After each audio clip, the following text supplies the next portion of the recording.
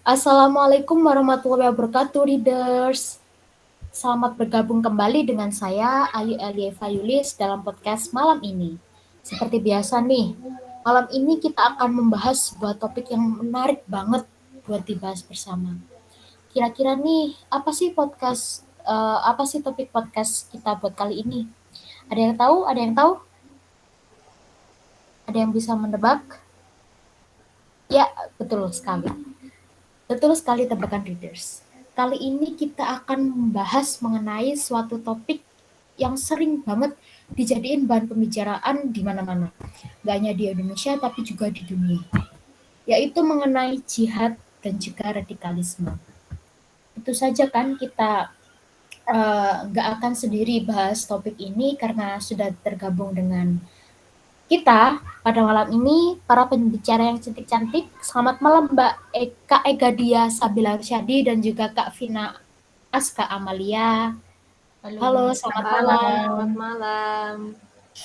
Gimana nih perasaannya tergabung dalam podcast kali ini buat bahas topik-topik malam ini? Excited nggak nih? Wah, seneng banget deh. Alhamdulillah, excited banget. Kalau excited, pengen denger semangatnya dong, gimana nih? Wah, Wow, Wow, terima kasih sudah bergabung dengan podcast malam ini, Kak Ega dan Kak Vina. Tanpa basa-basi lagi, mari kita mulai pembahasan tentang topik kali ini. baik. Radikalisme ini kan kata yang udah sering banget kita dengerin ya. Di televisi, di pengajian, di sekolah, di mana-mana kita dengerin. Tapi ini masih sayang banget. Soalnya banyak masyarakat yang belum tahu secara mendalam nih arti dari radikalisme ini walaupun sering dibahas di mana-mana. Jadi pada kesempatan kali ini nih kita akan bahas bersama Kak Ega dan Kak Vina. So let's get it. Saya mulai. Menurut Kak Ega dan Kak Vina nih, apa sih pengertian dari radikalisme sendiri? Silakan ditanggapi mungkin. Radikalisme ya. Iya benar Kak. Gimana nih Kak pendapatnya Kak? Jadi radikalisme itu berasal dari kata radikal yang berarti dasar atau sesuatu yang fundamental. Dan menurut istilah, radikalisme itu berarti pembaruan atau perubahan sosial dan politik yang drastis atau sikap ekstrim dari kelompok tertentu agar terjadi pembaruan atau perubahan sosial dan politik secara drastis. Nah, sedangkan radikalisme umat beragama itu apa? Yaitu paham yang menginginkan perubahan atau pembaruan sosial dan politik secara drastis dengan menggunakan sikap yang ekstrim. Jadi pengertian mudahnya, itu radikalisme agama merupakan paham atau aliran keras yang berasal dari suatu ajaran agama yang menimbulkan sikap intoleransi.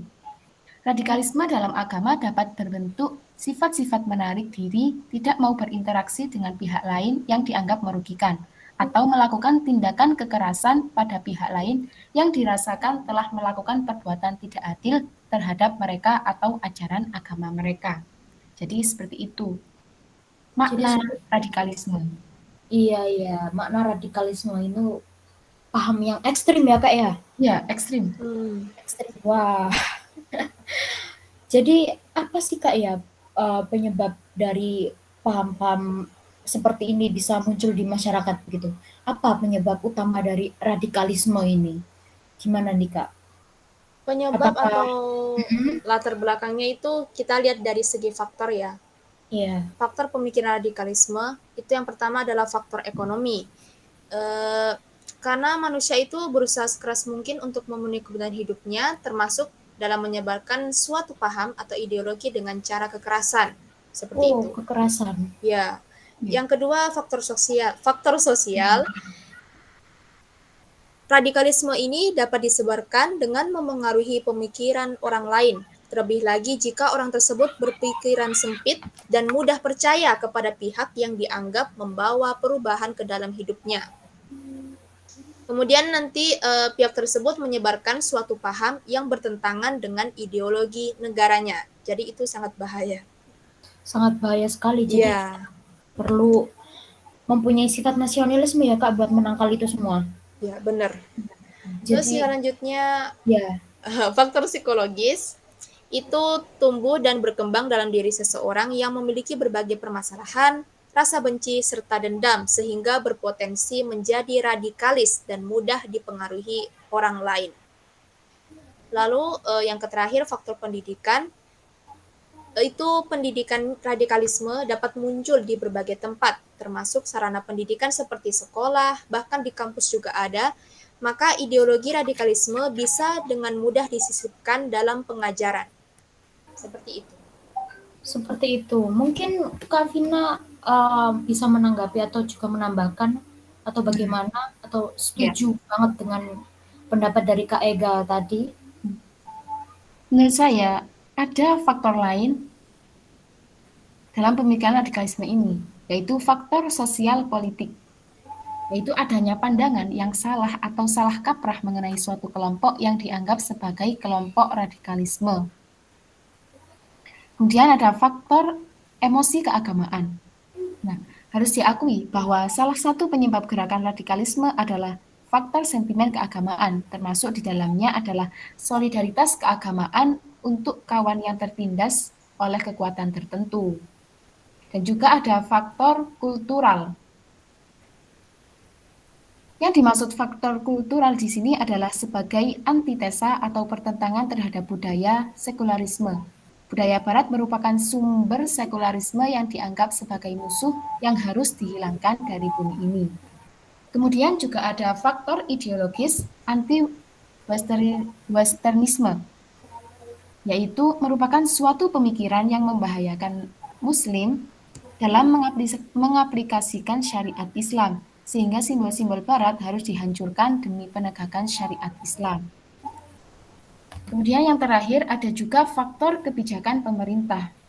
Ketidakmampuan pemerintah untuk bertindak memperbaiki situasi atas pengembangannya frustasi dan kemarahan sebagian orang atau kelompok yang disebabkan dominasi ideologi militer maupun ekonomi dari negara-negara besar.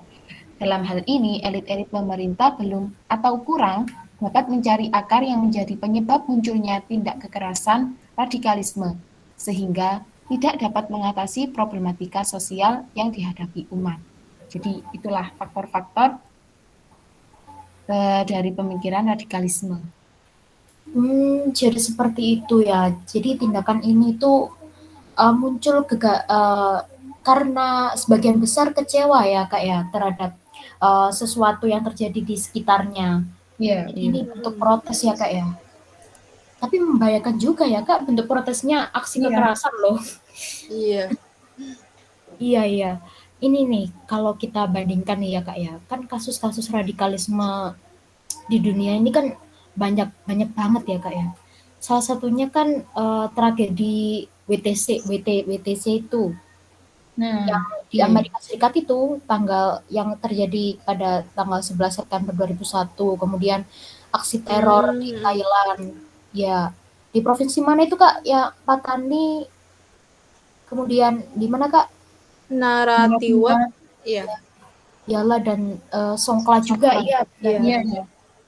Nah itu kan bentuknya beda ya Kak ya radikalismenya itu. Yang satunya pakai bom, yang satunya Hmm. memakai teror. Jadi apakah aksi radikalisme ini ada mempunyai berbagai macam bentuk, Kak? Nah, jadi Iya, radikalisme itu ada berapa bentuk? Ada 3 bentuk. ada 3 bentuk. Nah, Apa yang aja? pertama, Ya, radikal mind atau radikal dalam pemikiran. Kemudian yang kedua, radikal attitude, radikal dalam perilaku. Dan yang terakhir, radikal in action, radikal dalam tindakan. Nah, dari ketiga bentuk radikal ini, iya. maka radikal in action lah yang sangat berbahaya karena akan langsung beraksi di masyarakat. Misalnya aksi teror, bom bunuh diri, aksi penyerangan, kekerasan, dan intimidasi. Dan juga masih banyak yang lainnya. Seperti itu. Berarti dari kasus-kasus yang di atas itu masuk yang radical inaction ya, Kak ya?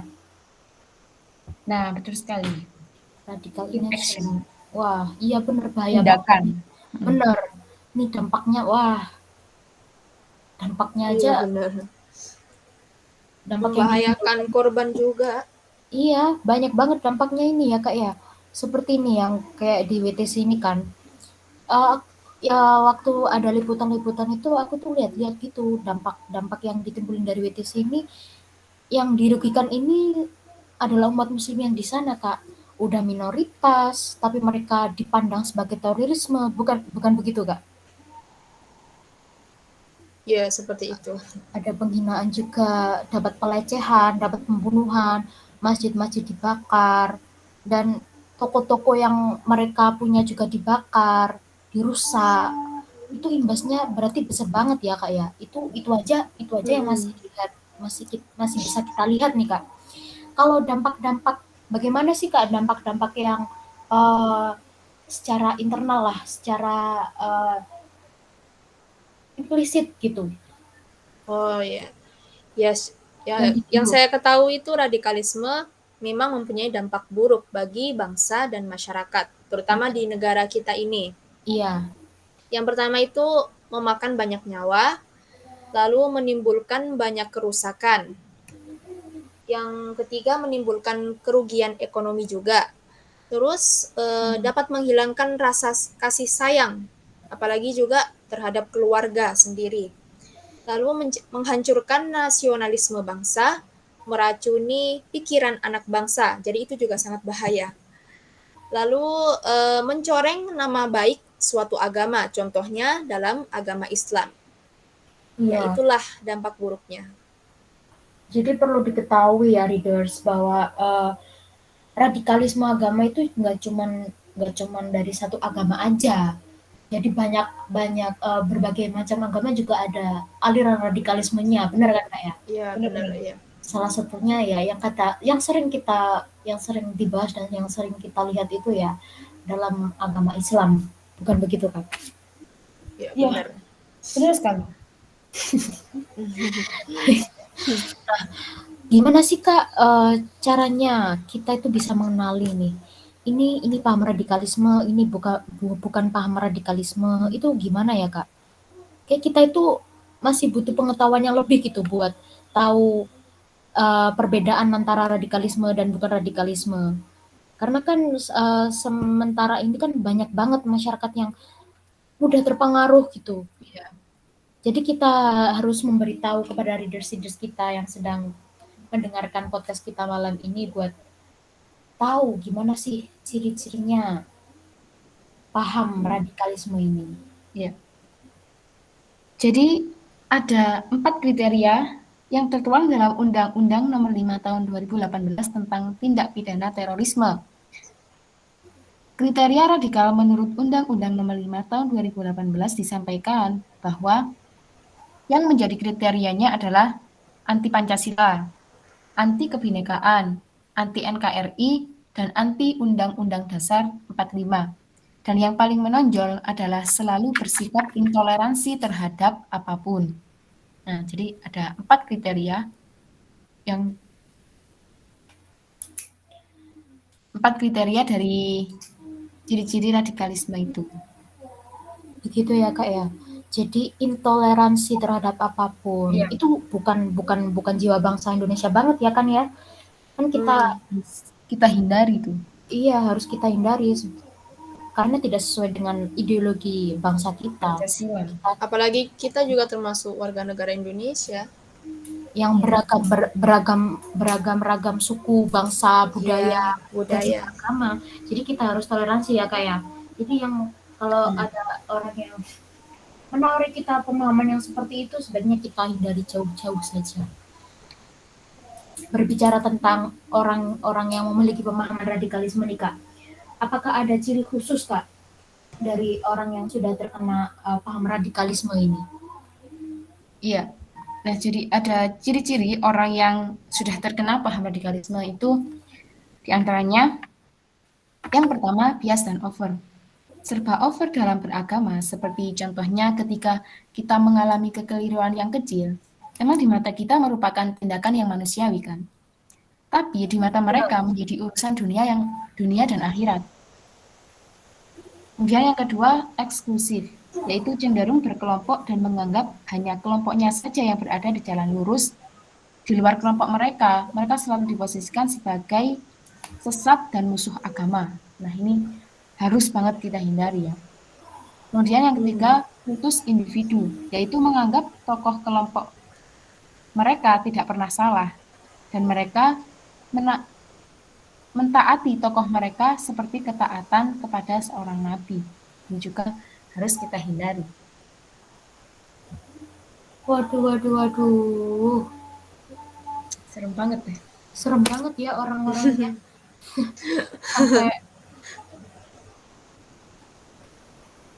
sampai sampai mengagung-agungkan tokoh-tokohnya sebagai seorang nabi. Merasa dirinya benar juga gitu. Nah, mudah menyalahkan orang juga. Waduh, waduh, waduh, itu parah banget sih, parah banget.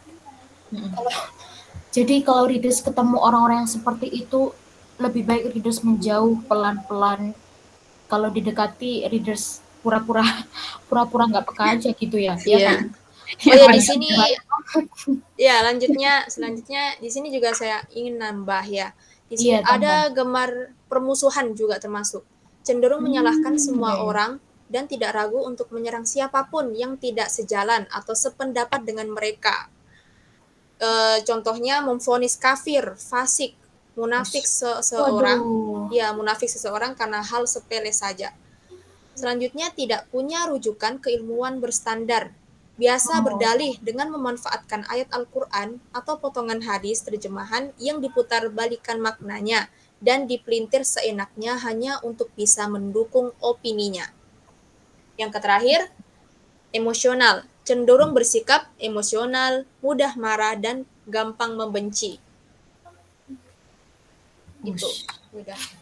Jadi salah satu sifat yang paling menonjol selain intoleransi adalah emosional ya Kak ya. Ya, gemar Mudah marah. permusuhan, ya mudah marah. Permusuhan, waduh, waduh, waduh. Udahlah, kita lebih baik bergaul dengan orang-orang yang normal saja ya Kak ya. Kita Hindari hindari teman saja. yang baik. Benar. Kita harus pintar memilih teman yang baik. Kalau ada ciri-ciri seperti itu, ya lebih baik tidak usah berteman. Kalau saya itu mau nambahin lagi ya Kak ya. Kan Ya. biasanya ini strategi dari mereka ini strategi mereka dalam merenggut kita untuk masuk ke dalam paham mereka itu kasih kita kayak iming-iming harta gitu, harta, kedudukan. Semut banget itu ngedeketinnya. Sampai kita nggak tahu kalau itu kita lagi diiming-imingin. Ya kan Kak? Itu kita juga harus waspada loh readers. Soalnya kita harus punya prinsip segini aja. Tidak ada yang gratis di dunia ini, udah gitu aja. Kalau ada orang yang seperti itu, mungkin ya kita harus benar-benar waspada dan ingat kata Kak Ega dan juga Kak Vina bahwa mereka membawa pengaruh yang buruk ke depannya bagi leaders. Seperti itu. Jadi nih, kalau tindakan radikalisme ini kan udah marak banget ya Kak ya akhir-akhir ini. Gimana sih Kak cara menanggulanginya Kak untuk minimal meminimalisir lah. Kalau memberantas kan bukan tugas kita ya Kak ya, bukan tugas kita. Tapi sebagai masyarakat Indonesia bagaimana sih caranya kita meminimalisir begitu? Caranya meminimalisir. Iya. Yaitu dengan cara meminimalisir kesenjangan sosial. Kesenjangan sosial yang terjadi juga dapat memicu munculnya pemahaman radikalisme dan tindakan terorisme. Sehingga agar kedua hal tersebut tidak terjadi, maka kesenjangan sosial haruslah diminimalisir apabila tingkat pemahaman radikalisme dan tindakan terorisme tidak ingin terjadi pada suatu negara termasuk di negara Indonesia ini. Maka kesenjangan antara pemerintah dan rakyat haruslah diminimalisir. Caranya gimana? Caranya ialah pemerintah harus mampu merangkul pihak media yang menjadi perantaranya dengan rakyat sekaligus melakukan aksi nyata secara langsung kepada rakyat. Terus ada selanjutnya upaya pencegahan untuk menanggulangi radikalisme, yaitu memahamkan ilmu pengetahuan dengan baik dan benar. Hal kedua yang dapat dilakukan untuk mencegah pemahaman radikalisme yaitu memahamkan ilmu pengetahuan dengan baik dan benar. Setelah memperkenalkan ilmu pengetahuan dilakukan dengan baik dan benar, langkah berikutnya adalah bagaimana cara untuk memahamkan ilmu pengetahuan tersebut. Karena tentunya tidak hanya sebatas mengenal, pemahaman terhadap yang dikenal juga diperlukan. Sehingga apabila pemahaman akan ilmu pengetahuan, baik itu ilmu umum atau ilmu agama, sudah tercapai, maka kekokohan pemikiran yang dimiliki juga akan semakin kuat. Dan sekaligus tindakan terorisme dan itu tidak terpengaruh, ya seperti itu. Yang kemudian mengatasi radikalisme dan terorisme di lingkungan kampus. Instrumen pertama menurut Profesor Firmansyah, Rektorat Universitas Paramidana, adalah dengan instrumen instruksi. Maksudnya ada struktur komando dari Kementerian Riset, Teknologi, dan Pendidikan Tinggi kepada rektor di perguruan tinggi yang dilanjutkan kepada dosen terkait pencegahan gerakan radikal. Namun, instrumen ini tidak bersifat otoriter, melainkan mengedepankan dialog. Instrumen kedua adalah pemilihan dan pembenahan kurikulum di kampus, antara lain kewarganegaraan Pancasila serta bela negara. Instrumen yang ketiga adalah perlu diadakannya kegiatan-kegiatan di luar kelas yang bisa memperkuat persatuan dan kesatuan. Kegiatan ini bersifat lintas universitas dan didukung pula oleh pemerintah. Dan yang terakhir juga perlu adanya strategi budaya. Seperti itu menurut saya, Mbak Ayu. Oke Kak, terima kasih nih Pak atas penjelasannya ini. Mungkin Kak Vina ada tanggapan atau ada tambahan yang ingin ditambahkan? Karena saya lihat dari tadi Kak Vina ingin sekali berbicara ya. Iya.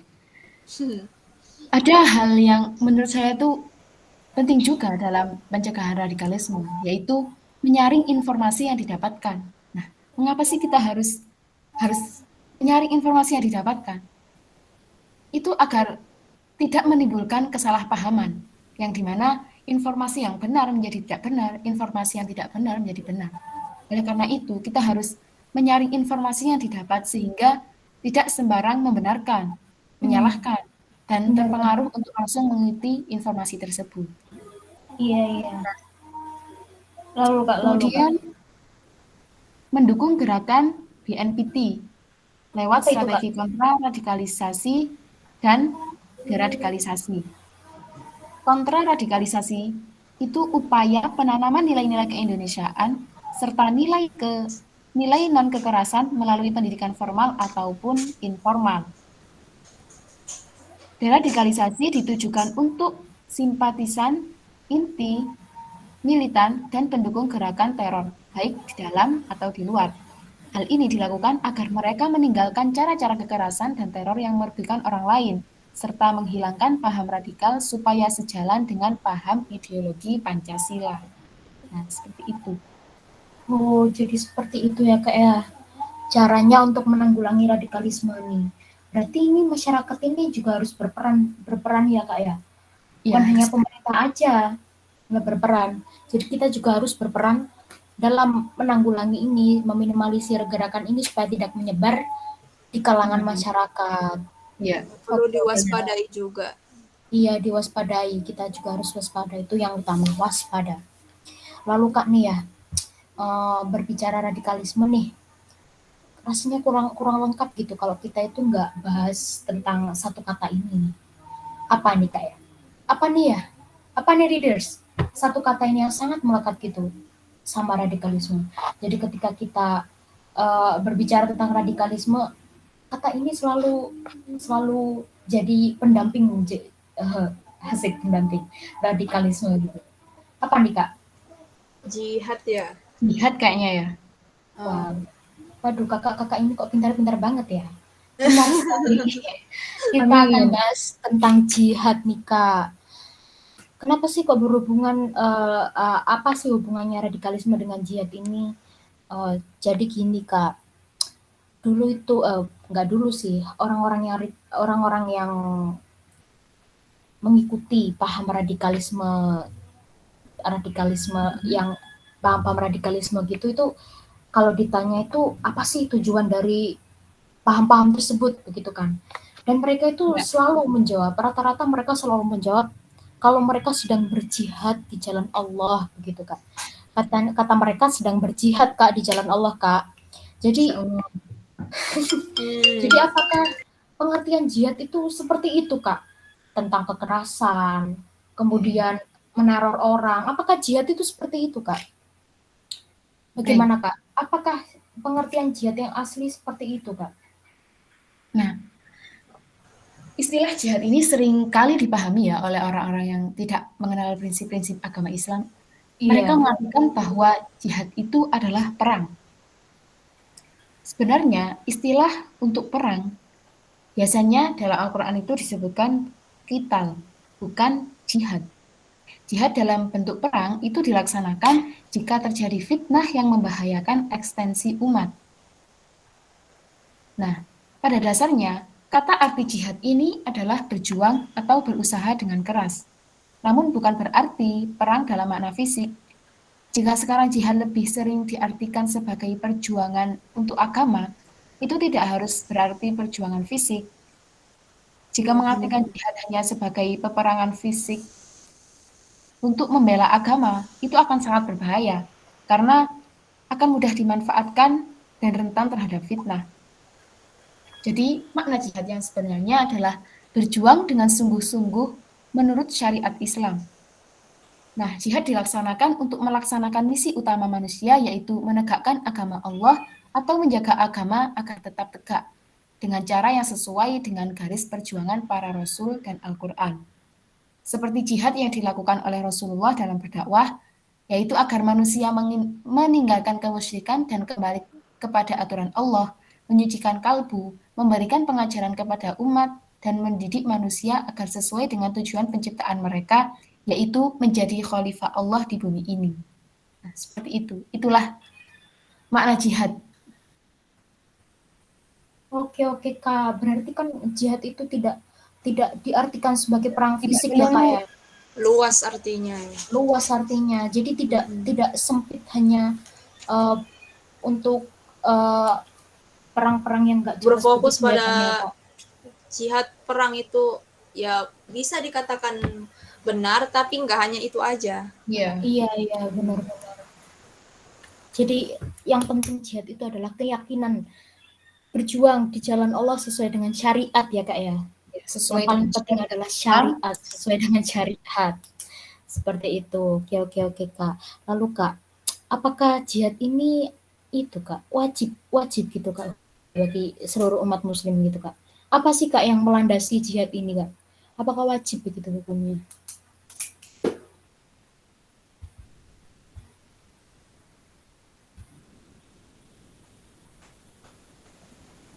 Halo Kak, Halo, oh iya, mungkin apakah masalah jaringan ya. oh iya, Oke, landasan jihad. Saya akan jelaskan landasan jihadnya dulu ya. Itu ada dalam ayat Quran surah Al-Baqarah ayat 218. Innal ladzina amanu wal ladzina hajaru wajahadu fi sabilillahi ulaika yarjuna rahmatullah wallahu ghafurur rahim. Artinya sesungguhnya orang-orang yang beriman dan orang-orang yang berhijrah dan berjihad di jalan Allah, mereka itulah yang mengharapkan rahmat Allah. Allah Maha Pengampun, Maha Penyayang. Sedangkan landasan jihad dari hadis riwayat Al-Bukhari, dari Abdullah radhiyallahu anhu, ia bertanya kepada Nabi Muhammad, amal apakah yang paling dicintai oleh Allah? Nabi Shallallahu Alaihi Wasallam menjawab, sholat tepat pada waktunya. Kemudian ia bertanya lagi, lalu apa? Rasul kembali menjawab, berbakti kepada kedua orang tua. Lalu apa? Lanjut Abdullah radhiyallahu anhu, Nabi Muhammad SAW menjawab lagi, berjihad di jalan Allah. Kalau sedangkan hukum jihadnya mungkin bisa dijelaskan sama Mbak Vina. iya Kak Vina, mungkin Kak Vina mempunyai tanggapan atau Ya. Menurut sebagian ulama fikih ya, seperti Zainuddin bin Abdul Aziz, Imam Malik, Imam Nawawi, dan Asy-Syafi'i, hukum jihad itu ada dua, yaitu fardu kifayah dan fardu ain. Hukum jihad fardu kifayah artinya jika jihad yang telah dilakukan oleh orang yang memenuhi persyaratan, maka gugurlah kewajiban orang yang menunaikan dan segenap muslim lainnya. Jihad menurut status hukum ini meliputi penegakan hukum Islam, belajar ilmu tafsir, hadis, fikih, dan ilmu yang lainnya. Ada juga yang berhukum fardu ain, yaitu jika pemimpin umat Islam telah memaklumkan mobilisasi umat bagi kaum muslimin yang memiliki kemampuan untuk melaksanakan jihad dengan segenap kekuatan yang dimilikinya. Misalnya, pada saat umat Islam merasa terhalangi untuk melaksanakan rukun Islam dan terusik kedaulatan bangsa dan maka mereka diperintahkan untuk berjihad, yaitu berjuang bersungguh di jalan Allah.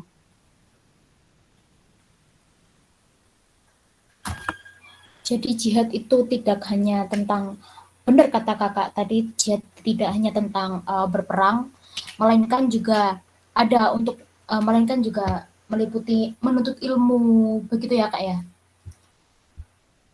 Iya, benar. Iya, seperti itu. Baik. Jadi kak ya, ada berapa macam jihad sih kak tadi?